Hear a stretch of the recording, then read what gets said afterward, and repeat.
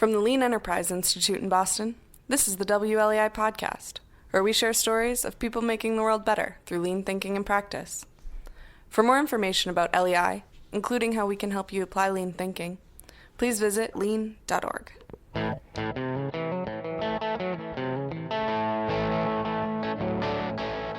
Welcome to the WLEI podcast. I'm your host, Matt Savas, and today I'm talking with Nell Egan and Lisa Karam from MassMutual, the insurance company. Nell is an internal continuous improvement consultant for business and process architecture, and Lisa is a senior business architect. We discuss how MassMutual's lean journey has evolved over the last decade, from an approach leading with tools to an approach leading with customer value. And Nell and Lisa also share how they managed to engage leaders who were previously unengaged with lean. Let's jump into the conversation. Hi, everybody. Welcome to the WLEI podcast. I'm your host, Matt Savas, and I'm here with Nell Egan and Lisa Karam from MassMutual. Nell and Lisa, thank you so much for joining me here on the podcast. Thanks for having us. Thank you, Matt. Let's start with just some introductions, give our audience a bit of background about you both. Nell, could you just offer a brief introduction to what you do and your background at MassMutual? Sure. Yes, I'm a continuous improvement consultant. I've been working in lean for about 8 years. And prior to that, I was in our product areas as a paralegal and a relationship manager, and then moved from there into learning and performance. And I was in learning performance for quite some time before moving into a continuous improvement role. Okay, Nell and Lisa, your background. Yes, so I have been in the insurance industry for a very long time. I started out with another major carrier, and after several years, I moved into journalism, and I was an editor and a writer and a reporter. Came back to the insurance industry and was writing for marketing and sort of a corporate communications role. I came to MassMutual 16 years ago as a marketing person in the product area, and I was asked to work on deploying or teaching and introducing lean at MassMutual in 2011. So for 9 years, I was a continuous improvement consultant being employed by the company. And in 2020, in time for COVID, I became a business architect. So for 3 years, going on 4 years, I've been a business architect. Thanks for reminding me of COVID. I forgot that all happened 3 years ago. And I'm familiar with MassMutual, but I'm not sure everybody is. Can you just briefly explain what the company does? Maybe Nell, you take that. Yeah, so our company was established in Springfield, Massachusetts in 1851, and we're a financial services company. We sell life insurance and annuity, mutual funds, and investments. And we have approximately 6,000 employees nationwide. So it's a very large company, and we formed a Center of Excellence back in 2011 to deploy the lean management system. And the responsibility of the Center of Excellence was to work with business associates across the enterprise to focus on lean and educate associates on lean. And then once that was completed, some of the lean practitioners who were change agents at the time moved into a continuous improvement role to continue improvement, continue education, and continue sustainment of improvement initiatives. And we'll dive into the details of that journey in a bit. But MassMutual, like you said, it's an old company. It's been around for over 150 years. I won't do the math, embarrass myself, but something probably like 100 and oh, now I am doing the math and embarrassing myself. 170 years, something like that. 172 years. And it's an insurance company, so probably, naturally risk averse, conservative by nature, perhaps, and not the easiest environment probably for change. But just in general, how does change happen inside of MassMutual? Is it a company that embraces it? Is it one where it's getting things started is a bit challenging? What's sort of the nature of that environment there? Yeah, so I think change happens when we align improvement initiatives to strategy. I think part of the challenge that we have here at the company is that, as you know, financial services industry, similar to administrative, technical, professional organizations, we're organized by departments with value streams running across these departments. And so the processes or the steps in the process become very siloed, and teams aren't looking upstream or downstream. They're not focused on that. So the challenge is really trying to get leaders to implement lean thinking together collaboratively, and part of that is really the challenge is just making sure that we align these improvements to strategy. So that really does help with change. That's an important insight, I think, that companies often miss, and change becomes change for change's sake, rather than solving a business problem, aligning it around strategic objectives. And we'll talk about this later, but getting leaders on board with things that have little to do with the future of the company is difficult. And so making sure that those changes are aligned to that is paramount. And we'll get to that part of it in just a minute, but I do want to explore a bit of the journey you've been on. You said since 2011 began implementing what you call the lean management system. Lisa, you were one of the people tapped for that, coming not from a CI background. You have a quite background, journalism and product marketing, not much to do with CI. But can you just provide an overview of what the lean management system, what does that mean inside of MassMutual, and what the process was like in implementing that?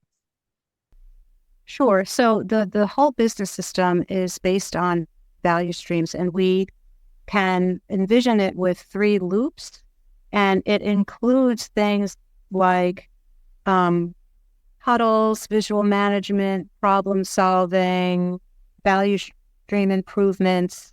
I don't have the visual in front of me, so I'm not reading, but coaching leaders, the DILO concept, which is the time blocking. So we have a variety of tools that, if all of them are implemented, that this would be considered our entire business system.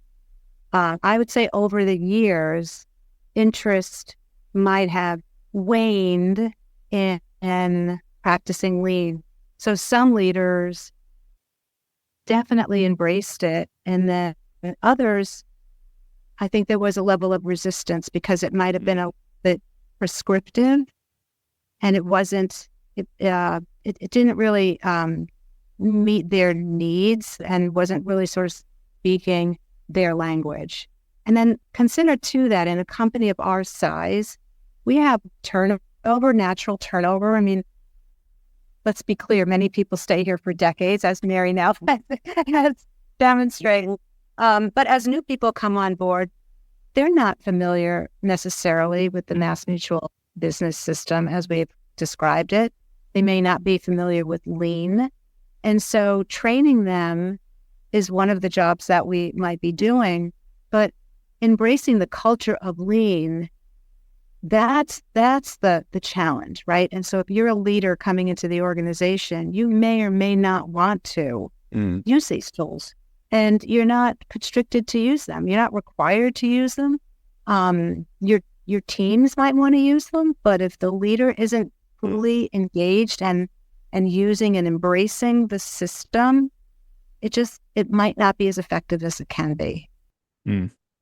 So it sounds like it's been, doing embarrassing math again, 12 years since MassMutual began its journey, and there was this business system that was architected and put in place. And it sounds like there may have been a sort of gap in interest, maybe at the frontline level, the use of the tools, the devices does that continue to be strong while it's sort of mixed at the leadership level? Is that sort of? Well, I think we did, like Lisa pointed out, did have a lot of rigidity around using tools and focusing on tools. Then we realized, this wasn't working. So we took a step back, and now we focus more on what's the value that we're bringing, what's the value of continuous improvement. And I think part of that has been, and then how do we fit into the strategy? How do we make sure that we're any kind of lean initiative is tied into the strategy? So we have various ways that we've done that. We do some. We put together an engagement charter to ensure that we outline the goals of any improvement initiative. What's the problem we're trying to solve? How does this fit into strategy? And so that has helped. That has raised the level of our engagements to focus on the strategy. And then, of course, some of the work that BA does, business architecture as well. Okay, I'd like to clarify that, because I think it is an area where a lot of people struggle. You often see, I'll admit, I find it a little bit frustrating, actually. You see people point to leadership as the problem and getting leaders on board. If there's no leadership support, there's no chance at successful transformation. I think that is true and not true at the same time. And the reason I get frustrated is because I think people externalize. It keeps them from reflecting on what's in their control. Right. But anyway, we're not here really to talk about that. That was just me editorializing. But I am curious. So this is a problem that a lot of people face. How do you get leaders to participate and come on board? And what I found interesting about your approach was you did something about it. You saw leaders weren't so engaged, and so you designed a process to figure out how continuous improvement could meet their needs and be relevant for their role as leaders. And you call this business architecture. Lisa, you're one of the business architects, but could you just give an overview of what does business architecture mean, and what is the process around aligning change or continuous improvement with strategy? So business architecture is, at MassMutual, business architecture is embedded in the business area. So in the industry, it's often embedded in enterprise architecture, which is more of an IT function. So we're sort of unique. We established business architecture in around 2000, but it did sit in IT. So I would say about 5 years ago, we established my business architecture team in the business area. And business architecture is based on really business capabilities. So in the truest sense, business architecture takes a vertical view of the business as opposed to sort of the horizontal value stream. So we have a variety of tools that we use, which I will not get into here. But the main thing that we ask business leaders who come to business architecture for some help, we ask them what their strategy is. And we call that true north. Because if they don't have a vision and they don't have a defined strategy, it is very difficult to execute and to help them to focus on their capabilities, right? So if your strategy is, I want to deliver status notifications to every client every day, every 2 hours, but your systems are not set up to do that, that's where there's a disconnect between a true north and an execution. And that might not have been the best example, but I think you get the idea. So trying to marry the vision with the practical reality of how you realize the vision. Correct. And then we often say that if the time to call business architecture, or when leaders call in business architecture, is if they need an operating model, if they need to transform the way they're working, if they have work that has strategic value, if it's something that pertains to the corporate pillars, if there's something wrong with, but they just can't put their finger on it, we will come in and have that conversation. Often a leader will have too many projects. This happens actually more often than one might think. Too many projects, too many priorities, doesn't really know what to focus on. And maybe the teams are a little confused and deciding what their priority should be when that might not be the priority of the department, of the unit, or, perhaps of the company. So those are some of the reasons to call business architecture in, that we work with the leaders to articulate that, what we call the true north. And is it like a workshop, or is it, how do you actually do this? That's a great question. It can be a variety of things, but it does start with a conversation with the leader to ask them, do you have a strategy? Where do you need to go? What is your vision? And they may have something that they already have established. Like we did work with one leader in the company who clearly had strategic pillars for her enterprise. If they don't, we'll ask them with a variety of a conversation, a template of a brief, interviews with their leadership team, so their direct reports, and any kind of existing artifact or existing work that they've done. We take that all in and we assess it, and we do an analysis, and then we come back to the leader and we'll say, based on what you've told us, based on what your leaders have told us, based on all of the body of information that we have, well, does this seem like a true north to you? And we'll articulate that back. And that might be a conversation, that might be sessions, we may be going back and forth on that, but it gives the opportunity for a leader to really think through what are they doing and what does good look like? What does their vision look like? Because if they can't define it, their team doesn't know where they're going. So sort of it sounds like you're a collaborative partner in helping leadership Thought partner. create the vision, create the strategy. Yeah, I think what business architecture does is it provides a holistic view of the organization's infrastructure, and then where their capabilities are strong and where they're weak. And then that sort of sets the stage for improvement. Well, let's talk about that a bit. So the idea of marrying, the practical nature of execution with the strategic vision, that all makes sense. But how does continuous improvement, how does that come into it, Mary Nell? Is that part of the execution phase, or how does that work? Yeah. So once they've established the capabilities of the organization and where there's opportunities to improve, where are they weak? Like Lisa said, I want this to happen, but we can't get there because we don't have X, Y, Z. So then the continuous improvement team comes in and they help through mapping out the process, or focusing on problem solving to why are we weak in that area? What countermeasures can we put in place to improve this particular skill or this particular problem, so that you can realize your true north. So that's how continuous improvement that would come in.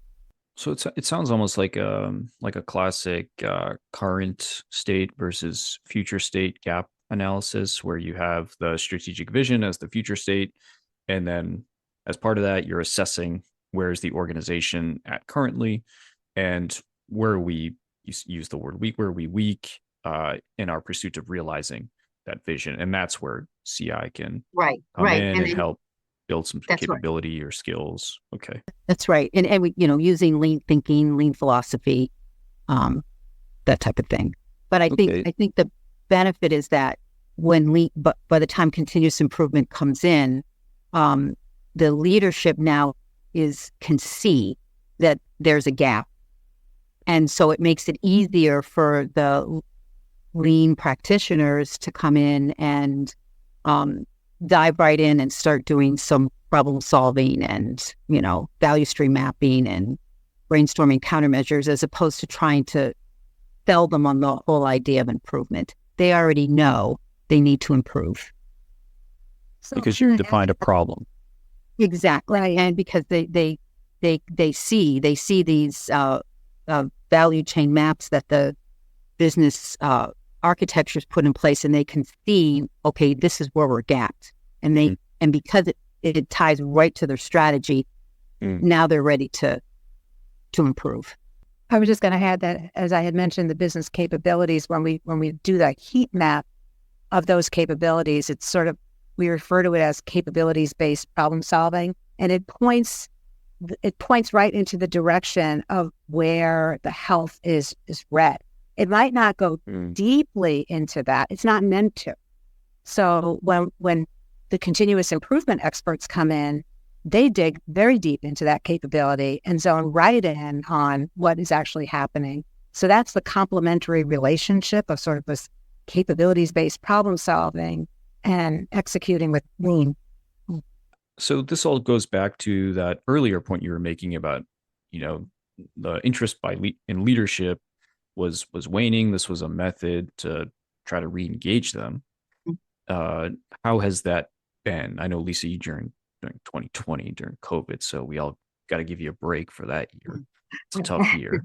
But what's been the response from leadership? The experience that we've had is that the business architects are now perceived as sort of trusted partners, and we're sought out to work with the leaders. So I think in the 5 years that we've been practicing business architecture here, we really earned the trust of the top leadership at MassMutual. So we have an executive leadership level and a senior leadership level, and I think we've engaged with just about someone from all of those teams. They appreciate that we start with strategy. We don't start mapping. We don't use our tools right away. We just start with strategy. And we're speaking in a lexicon that they understand, right? We're working with leaders and speaking their language. And I think one of the outcomes of what we define as deployment is that we used terminology that is related directly to lean. And this may or may not have resonated with some of our leaders. I can give you a personal example of when I was coaching one of our leaders, and I said, let's go to the Gemba, and we'll, blah, blah, blah, blah. And he turned to me and said, Lisa, don't you ever use that word with me again. I swear. And it wasn't in a mean way, because, we had a good relationship, but it is indicative of the resistance of some of that terminology. So business architecture doesn't use that. And, one of the appeals is that we work with leaders speaking their language, recognizing what's important to them, and not being as prescriptive as we might have been in the past. Well, no, I was just going to add, I think your question in terms of how have leaders responded, I think our team collectively really kind of meets the leaders where they're at and connect with their unique strategic and managerial responsibilities. So I think we've evolved to treat leaders as our customers and focus on what matters to them, what they value, what keeps them up at night. And so when we are doing, go and sees or presentations or communications, our focus is more on what they value, as opposed to, as Lisa's pointed out, the lean terminologies and things like that. So, instead of telling somebody that, we want to look at waste in the process, so we're going to go to the Gemba, it's more, what we want to focus on, how can we improve lead time? How can we improve quality? So we're focused on what really they value and what matters to them. I love everything you said there. That was fantastic. So much, less, a lot to break down there. A lot of things worth revisiting. So the terminology thing, that's an easy one. But LEI is part of that problem, by the way. We're the ones who took all those Toyota words. A lot of these are Toyota words, by the way, that normal Japanese Yes. people don't use. And I know this because I lived there and I once spoke Japanese. And even I remember I Wow. was in business school and my operations professor started speaking Japanese, who's saying Kaizen and Gemba and all this stuff. And I thought it was the most ridiculous thing I had ever heard. And I lived in Japan for 5 years. How can people possibly be using these words in everyday business? But sure enough, they do. And it can be off putting. It can alienate people. You have to learn a new language and it can be silly. But I think the most important thing, you said there is treating leaders like your customers.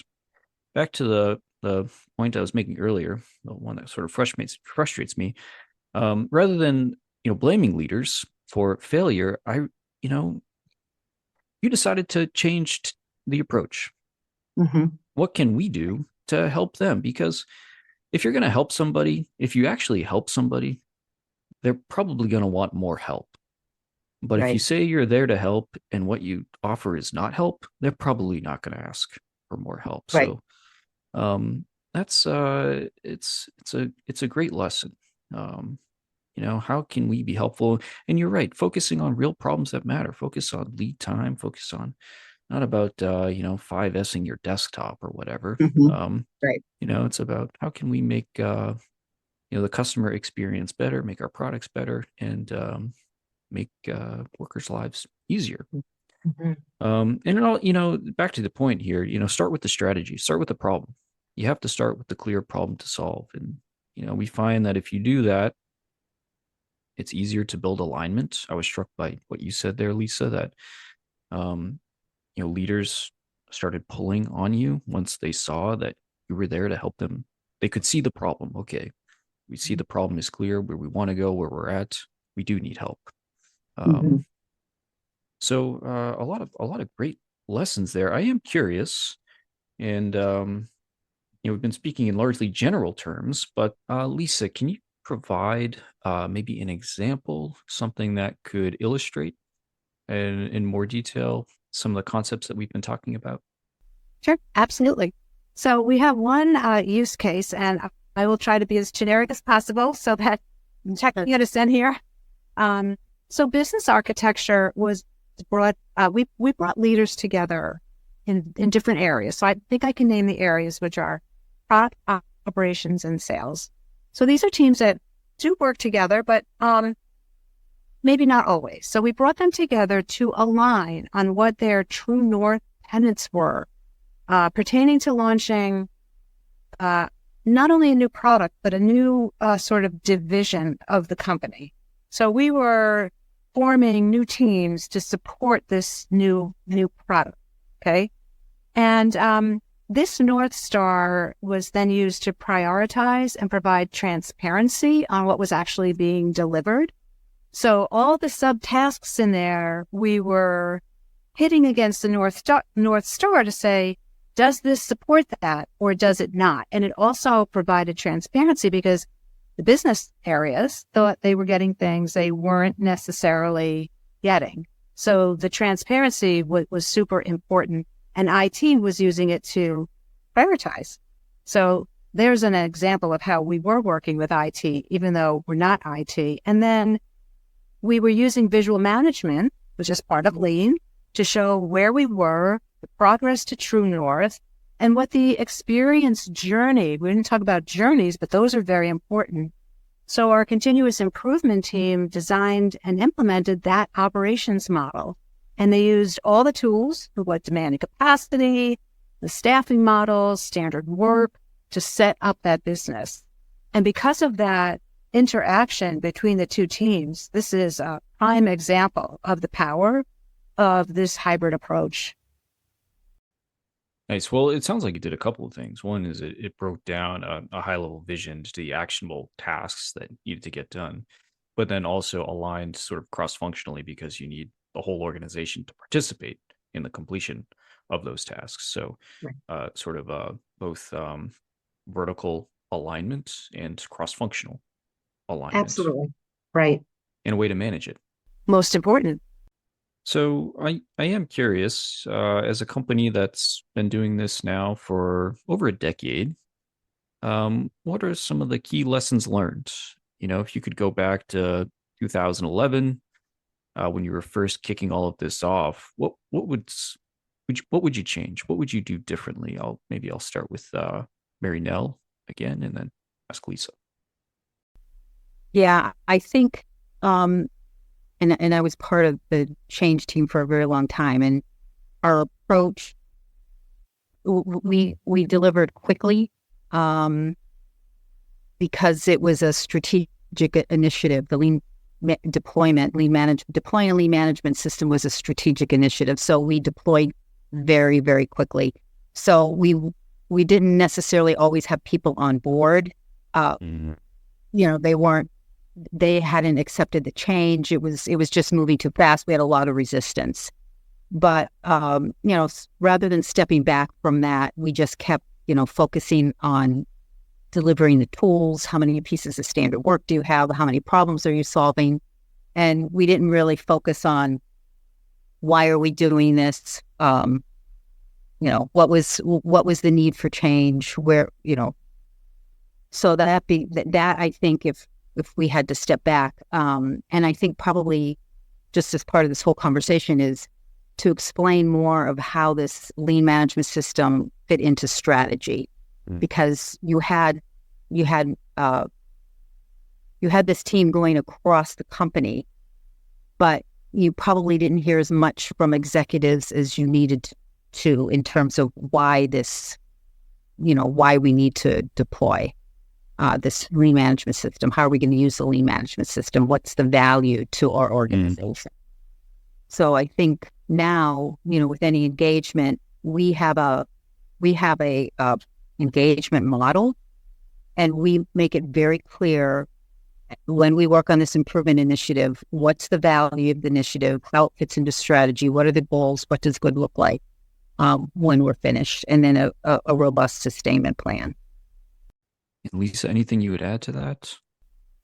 Practicing lean at a financial services company is very different than practicing lean at a company that actually might be manufacturing something or the healthcare industry. And so that lack of familiarity is to what's the WIFM? What's in it for me? I don't get it. We sell promises on paper. So I don't think people really quite understood how it would benefit us. I mean, of course it does. There's no doubt about it. We've definitely gained efficiencies and all kinds of benefits from it. But I don't think that the initial deployment reached what we refer to as hearts and minds. And so people didn't understand how it could benefit them as much as it could. And we were resistant to making changes. So we were tools, and, do this, do that. I mean, stuff that is important, but if you don't have a hook for why, as Nell is talking about strategic alignment and stuff like that, that's what we call the frontline employees who are actually doing the work. It doesn't resonate. So that's what I would add to if we could do it differently. But in fact, we are doing it differently, right? So we're getting a do-over sort of right now where we have this hybrid model, but where we, determine, is this pure continuous improvement, lean, or is there an element here that we need to work with the leader first? Is it business architecture? What is our intake is different now, right? It's what is the thing that we're trying, why are you calling us? What's really going on? And it's that kind of language that we talk to them in. Well, I appreciate the evolution. Sorry, go ahead, Mary Nell. Well, I was just going to add that just to kind of showcase how we have evolved. We do have a lean, what do you call it? A lean designation program that associates who want to apply for the designation and show how they've applied lean thinking through projects and problem solving. So that, and our leaders are embracing that. So that shows that we have really, come full circle with this. I would just say that the hybrid approach that we're using now is given our teams, energy, right? So I think that when we get to work together, like if I'm working directly with Mary Nell or someone from her team we're energized because our approach is fresh. We're going someplace where we're wanted. We're not, I don't want to say forcing ourselves, but it's not like, we're working in an area that's lukewarm to the things that we're doing. So I think, one of the benefits is that we are getting better. We are getting stronger. We are learning.